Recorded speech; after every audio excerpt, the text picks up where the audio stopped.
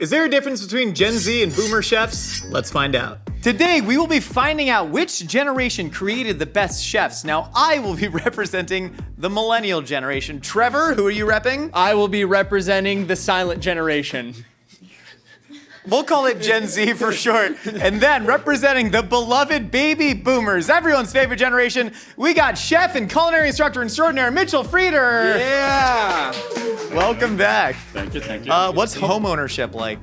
It's lovely. Yeah? I may give it up soon, but it's lovely. I may give it up because the economy is just crashing and I'm losing my house and I have no job and it's all just horrible. We need the ASPCA Sarah McLachlan music playing over. Not all boomers completely took the economy from you young people. Thank you so much amidst all of that to come here and cook with us. I need some diversion. So last time you were here, we cooked a meal for you. He's like a very intelligent, wise owl, you know what I mean? But now you will actually be cooking yourself. How are you feeling about that? I won't be cooking myself. I'll be cooking some food. That's good. And I'm excited about it. I'm scared. I think the two of you are going to wipe me across the floor.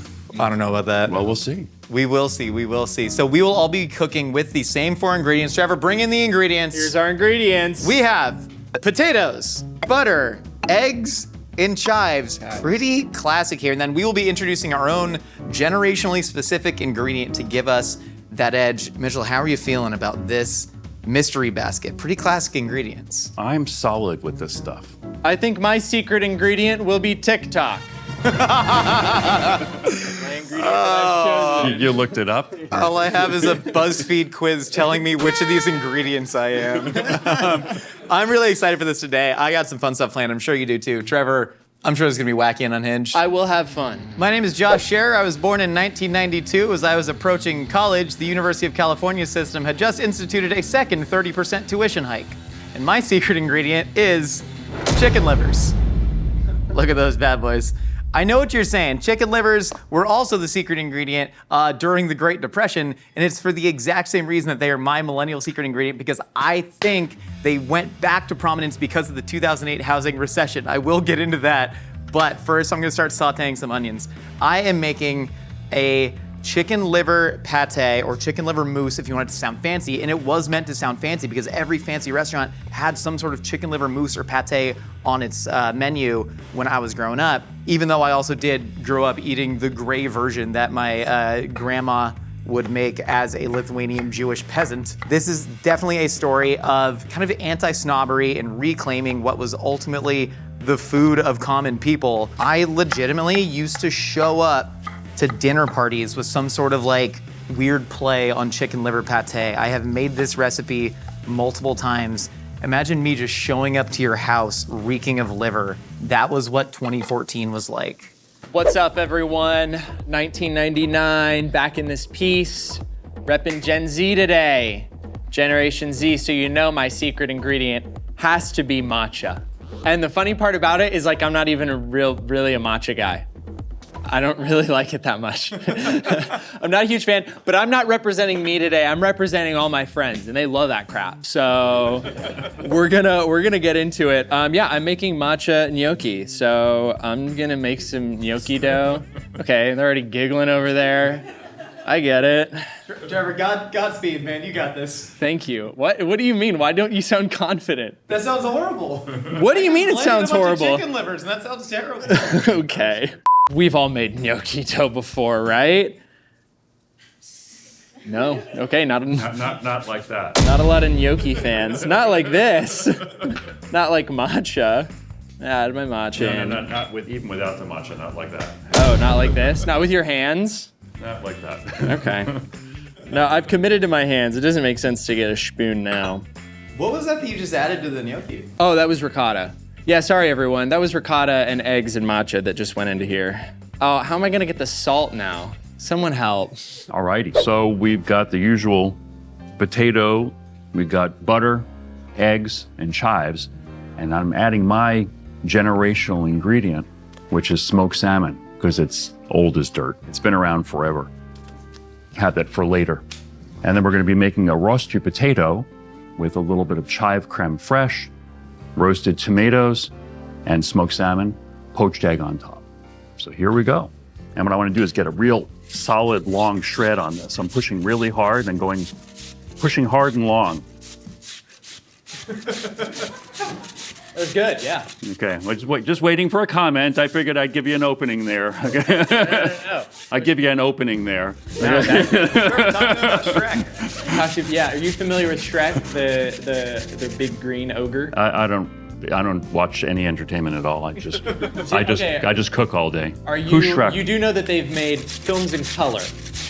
They've Yes. I remember color television. Is that the same thing? Okay. I've always done this with fork. The one time I did it, so I'm gonna use this board here, and I'm gonna take my little gnocchi here. I'm going to press and roll. Oh, you do need a lot of flour. Well, you know what? Actually, I'm gonna wash my hands. Yeah, go to the I'm gonna wash my hands. Trevor, we're giving you an assist. Here, come on, Trevor. What, can I wash my hands? Yeah, hurry. I'm busy. Oh, there's so much goo on me. It's gonna take like 10 minutes to get that off. You know what? I was gonna make a Shrek hand job joke, but I didn't. All right, the onions are nice and soft. I'm gonna take my livers. These have been cleaned and we soaked them in milk overnight. I've talked to a lot of chefs who have made a lot of bold claims on why you soak things in milk. Chef Reader, why do you soak livers in milk? Pull the blood out, mainly.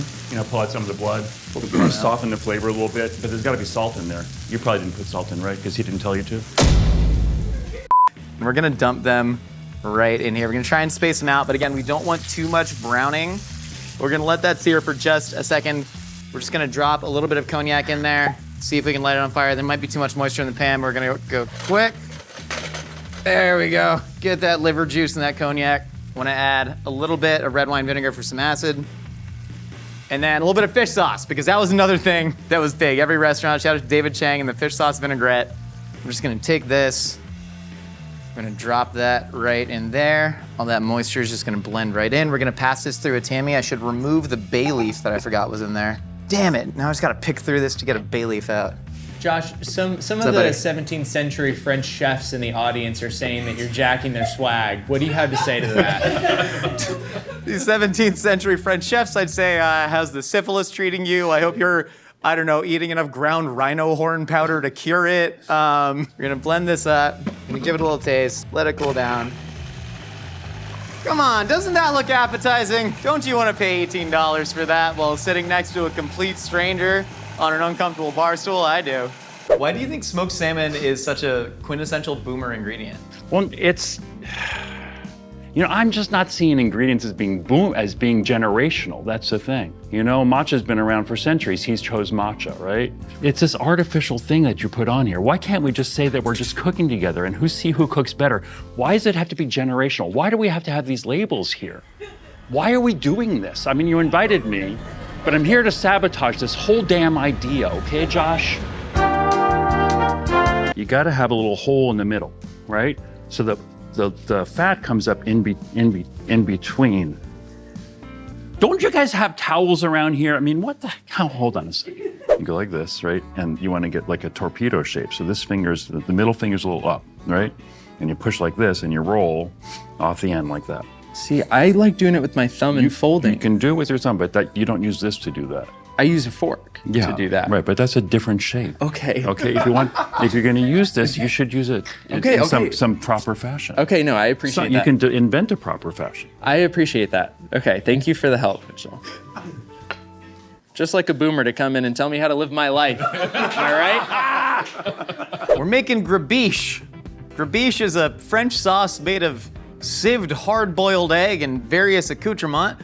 And the less attractive the name and less attractive the sauce, the cooler it was with the restaurants that I grew up going to. So we're gonna make it. It is actually delicious. It's kind of like think of it like a loose egg salad. Was that attractive to you? It was to me in 2015. We're gonna get the yolks out of the egg. That's gonna almost act as like a binder. There we go. Trevor, you ever made a grabiche? Nope. Chef Reader, you ever made grabiche? Constantly, I'm bored with them now.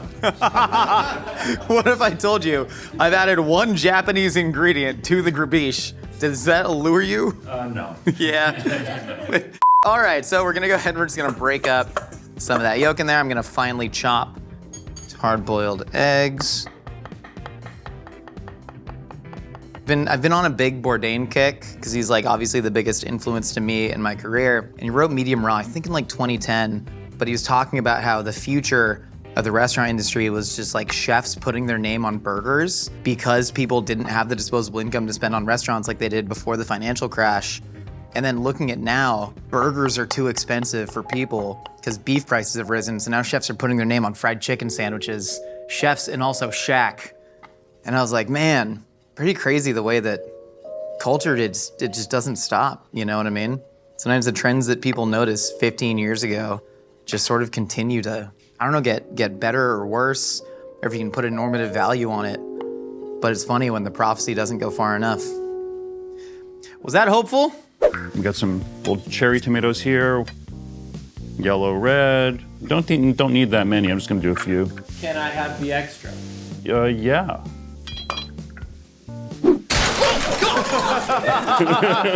Who's going for the kill? Classic boomer chefs abusively throwing ingredients at young cooks. Goodness. The roasty are cooked. Okay, we're gonna pull these out now and put them on some paper towels to blot them.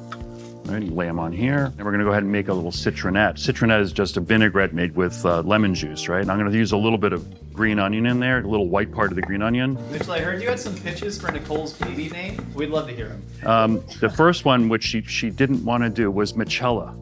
I'm very upset. I thought she loved me, but you know, I've written her out of my will. But I still like her. Oh, Will? Yeah. Gonna have to find a way to get back to me. I was thinking Trevor Jr. I said Megatron. Okay. Now we're just gonna jam a little lemon juice in here, keep the seeds out, and then just whisk in a little bit of olive oil. And this doesn't have to be emulsified or anything. Probably about there, I would guess. And then later, right before service, I'll throw a little bit of chive in here as well. Got some creme fraiche over here. Let's add a little bit of lemon zest to this, just to make it a little sexier. And we're gonna whip this up so it'll thin down a little bit, and then it'll thicken again, just like whipped cream. There it goes. Mitchell, I wanted to ask, what was it like to live through the American Civil War? It was very frightening. When the gray coats were approaching the house, and it was awful that when they burned it down and they killed my grandma. Trevor, have some decorum. The man's still reeling. This is my problem, is that Mitchell's really in my head. So, because Josh, like, no matter what Josh says to me, and I don't want this to come across the wrong way, because I do respect Josh. I respect Josh a lot. But I've seen Josh, you know, with his shirt off covered in maple syrup. So when Josh pokes fun at me, it's like, okay, buddy, haha. But then when Mitchell does it, I'm like, it's scary, you know?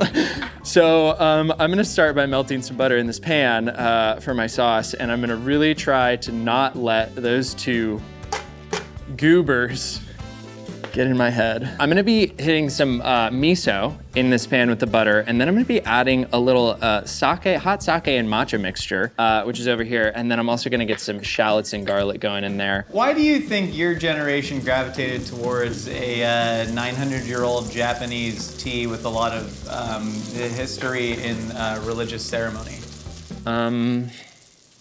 Because it's green and it's pretty. I'm just gonna whisk this up with the hot sake, which has never been done before. This is a world first. This is how I see him do it on TikTok. Are you familiar with TikTok? No. Do you have a phone? No. Do you have a cell phone? I have a flip phone. Have you heard of the internet? I use the internet. You use the internet. Yes. Everyone, big round of applause for Mitchell. Knows how to use the internet. That's big. We're gonna add chopped scallion, put in a little bit Dijon mustard, a little bit of chunky chopped garlic, nice and rustic sauce, a whole lot of fresh parsley. We want this to be nice and vibrant. Gonna drop in a little bit of white wine vin, some acid, perfect. Then we're gonna see what this brown butter does. Because butter, it is solid at room temperature. Sauce is supposed to be room temperature. So we're gonna see how this goes. It's looking like graviche. If you didn't think this is what the sauce is supposed to look like, you're dead wrong, because this is exactly what I wanted. We're gonna make something called chips, and it's gonna be a dip to be served with our things. This is very exciting for me. Take this mandolin. Mandolin safety. Where'd my little glove go? You may want to wipe your board down, though. That's kind What? of gross. Yeah, I think you're right. Oh, That's God. disgusting. Yes, chef. Come on. Hold on. We gotta Who trained put. you? Nobody trained him. That garlic and those shallots are nice and toasted in there, the miso, and I'm gonna deglaze it with this here matcha sake. Oh yeah, oh that's green. Oh, that's so green. Wow. Any Shrek fans in the room? Any Shrek fans? I'll let you connect the dots.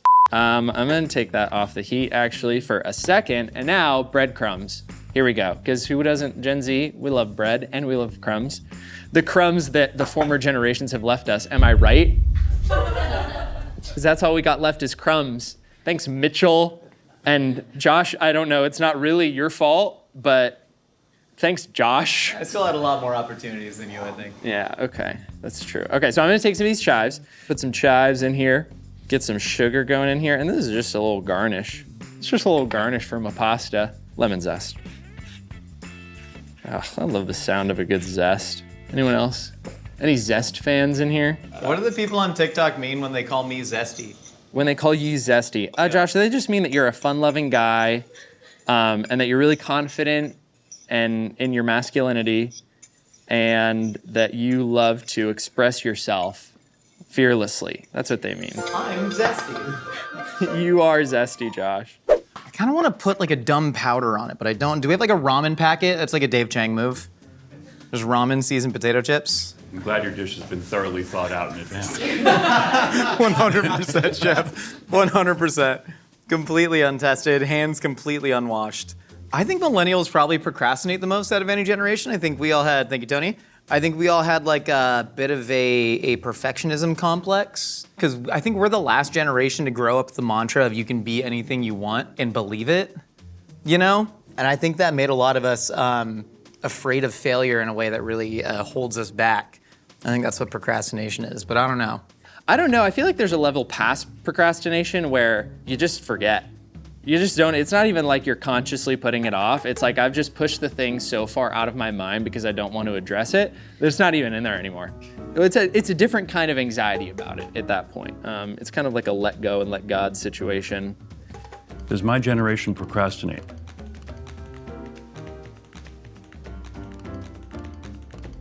Let me think about that. I'll let you know tomorrow.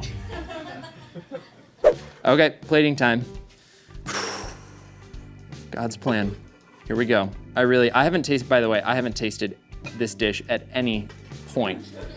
A single step of the way, I have not tasted this. That means you're confident. Hey, and I'm always saying how confident I am. I don't know if you could tell throughout, kind of this whole cooking process how confident I am. You ooze confidence. Thank you. I ooze a lot of things. As I get older, I ooze more. And those are the things, that really bridge the generational divide. Get a plate wipe, because I'm a professional here. Dude, this is so green. Oh my goodness. This is, It kind of just looks like gnocchi al pesto. you know what? Yeah, well, and that's what I was going for. I'm gonna spread it around, actually. No, that's not the move. Maybe I should have. And I'm gonna get some breadcrumbs going on here and see if I can save this. It's saved. So let's get this on a plate. I've had the two rosti over here. I'm gonna put, this one's okay looking, but it's uglier, so I'll put it down below. Not ugly enough to have to hide it, but why not, right? And put this one on top. Right, and then we're gonna take some smoked salmon and put some of that on top here. I'm gonna roll the other way because there's a little bit of the darker skin on the bottom there. Roll this direction, I'll hide it. See, we just hide imperfections, right? Like makeup, which I don't need. I actually asked for it and they wouldn't give me any makeup here and makeup or hair or nothing. It's like, real low budge. Here we go, put this on here. Turn that one over. Get a nice look to it. Okay, and there. Take some of our beautiful roasted tomatoes here, tossing them around to see if I can find what I'm looking for. What's that song, What I'm Looking For? Okay, here we go. Those have a little oil on them. I have to be careful not to move them once I place them. One You're more talking bit. about the song from High School Musical. Yes, that one. Yes, that's it. Twist this to kind of hold it together a little bit better, hopefully. are. Just move this over a little bit more. And hopefully get that to stand up right there. That's a dish. Roasted potato, smoked salmon, poached egg, roasted tomatoes, chive creme fraiche, and a little bit of arugula citronette. Hit a little celebratory boomer dance. I don't dance. Also from High School Musical. My liver mousse is a little less stodgy than I want it to be, but we're gonna put this in the fridge. I think it's gonna set up. I still think I have what it takes to put together a generationally winning dish here. Now I'm going to do what was my favorite plating presentation. Shout out to Zach Pollock at Elemento. Third of the plate was taken up with the liver mousse, and what he did is he took an offset, angle it, and you just go one smooth swipe, two smooth swipes, because I ended up with a weird chunk there. And there it is. Look at that. And then now we're gonna take the grabiche, we're gonna make a little like border wall. It's gonna do a nice dollop of grabiche right there. Yep, this is tasty looking food. We're gonna take our chips. Just gonna angle those around. Sadly, this is what I wanted to do. Chives on top of the liver. This is it. This is what I have for you today, chefs. We got our chicken liver mousse with yuzu koso sauce grabiche, a little bit of ramen seasoned potato chips. It's in the judges' hands now. Hi, it's me. I'm Gwyneth from Sporked. I'm an elder millennial. I think I'm the oldest millennial that you can be legally, but I'm really excited to try these dishes and see if I can figure out which is which. I'm gonna start with this one. It looks like a variety of pastes and purees, which is fun. I think that like a homemade potato chip is one of the best things in the entire world. I would never make that. Listen, It's wise. this tastes like pate. I'm gonna guess it's chicken liver. That's my guess. I'm gonna try this now. This I don't know. I don't know what it is. I still don't know. Egg salad? I love this. I would order that. This looks like a fun pasta shape with breadcrumbs and a pesto of some sort on it. I don't know the names of all of the pasta shapes, but I wish I did. How do you learn them all? Oh, is this like a gnocchi? It tastes like a version of pesto, but it doesn't taste basil-y. Okay. So what we have here, it looks like, is a potato pancake of sorts with fish, lox, salmon, and a poached egg, arugula, tomatoes, and creme fraiche, correct? Yum. This is a brunch so fancy I wouldn't treat myself to this. Truly. I deserve food, but not like really nice food. I work hard, but not that hard. I think that I'm ready to reveal what is my favorite of these dishes. And it's going to be this one.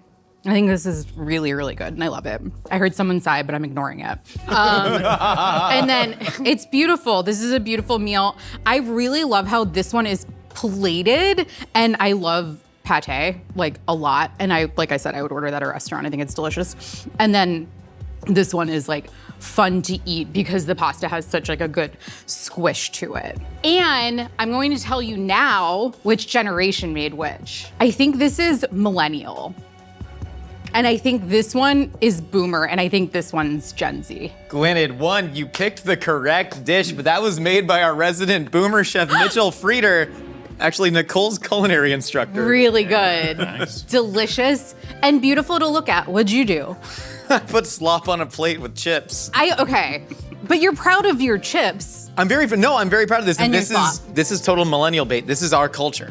Okay. Right? Half the plate with a schmear on it. Yes. The plating should have given it away. Yeah. I'm embarrassed, but I really, really do like it. What's going on with that? It's a yuzu kosho smoked olive oil grabiche. Isn't that a menu bait that you would have ordered in 2016? Maybe. I don't know. I don't know if I would order a grabiche. And then Trevor, but- yours? Yes, so what I have here is imagine a pesto, but with none of the ingredients of pesto, and it's actually matcha. Oh, weird. Yes. Okay. It's a matcha gnocchi. I literally, so it is gnocchi too. Yeah. And this, you know, I mean, it's the potato we call rosti. Oh, okay. Which is not a traditional Rusty, it's more of a modern take. And everything else is pretty straightforward and simple. Yeah, no risks. And too nice for me, honestly. I think they say a chef's job is to take the best ingredients and just not completely screw them up. And like just watching you cook, the amount of care that you put into that egg, that you put into the potatoes, it was genuinely inspiring. Like whipping the creme fraiche, it's, God, that's all I want to put in my mouth. It's beautiful. Thanks. I heard a lot of I love people in your the slot, room though. saying the same thing about me. Trevor, I think you Trevor. This is good. I ate I it. heard It's it not too. bad. I'm glad I picked you because I like your shirt, too. Well, thank you. Gwyneth, thank you so much for being an impartial judge. Mitchell, truly, this is such an honor. Thank you so much. And listen, eat amazing food and you'll find that you come to deserve it. That's really nice advice. All right? Thank you. A hug? I love this. Thank you so much. All right, guys. And thank you all so much for stopping by Mythical Kitchen. We got new episodes out all the time. We'll see y'all later. Tickets are on sale right now for an evening with Rhett and Link, an exclusive Wonderhole Season 2 premiere event at wonderhole.com.